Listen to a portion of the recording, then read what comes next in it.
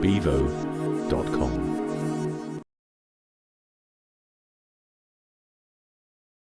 Daniel, you talk a lot about empathy in leadership and how important it is, and you bring up different types of empathy, including cognitive empathy and emotional empathy, etc. So can you just give us some insights as to how empathy is so central to leadership success? Empathy is one of the critical components of social intelligence and leadership abilities.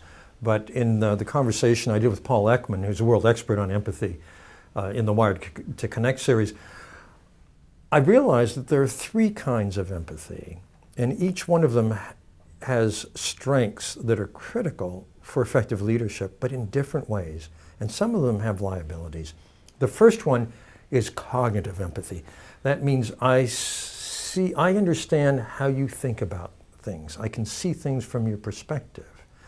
And that can be very effective, for example, for giving performance feedback or for communication, because I know how to put it to you in a way that you'll really be able to hear, that makes sense for you. So that's the upside. The downside is that people who only have cognitive empathy and who have twisted motivation, if you will, can use it to manipulate people. If you only care about yourself, you don't care about the other person, you can use that to your advantage. And you see that in narcissistic leaders, you see it in Machiavellian types, you see it in outright sociopaths. They use their understanding of the other person to manipulate them because they don't have the second kind of empathy. The second kind of empathy is emotional empathy. I feel with you. If I don't care about how you feel, then I don't mind making you feel terribly, or I don't mind taking great advantage of you. But if I feel your distress, it's much harder for me to do that.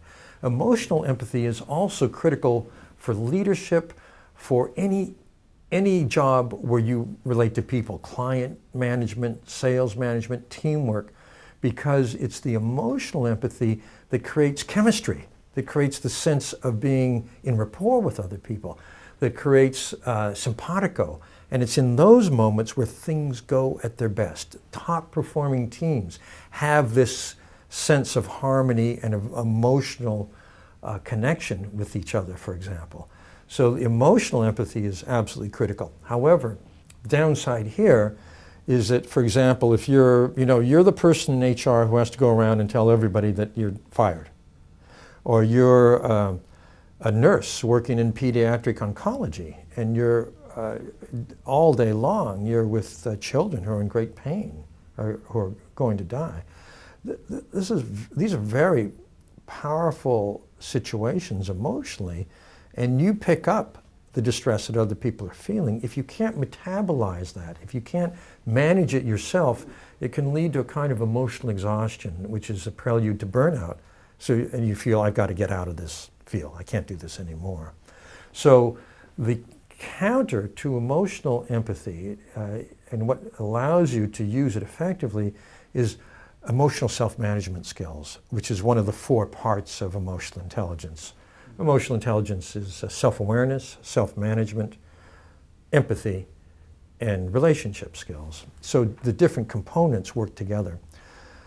The third kind of empathy is empathic concern. And this is the felt sense that when I see that you're in trouble, I spontaneously want to help you out.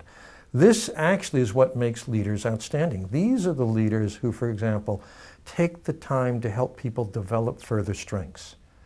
Take the time to give feedback, corrective feedback. They see that and are genuinely concerned about helping people get better, learn to do better, and that, of course, strengthens the capacity of the whole organization. That's also what makes people outstanding organizational citizens. These are the people who aren't just, it's me first and that's all I care about, but are good team players, are willing to help out other people and so on. So in this in a dark time economically, the leaders who will be most effective have all 3 capacities going at full strength.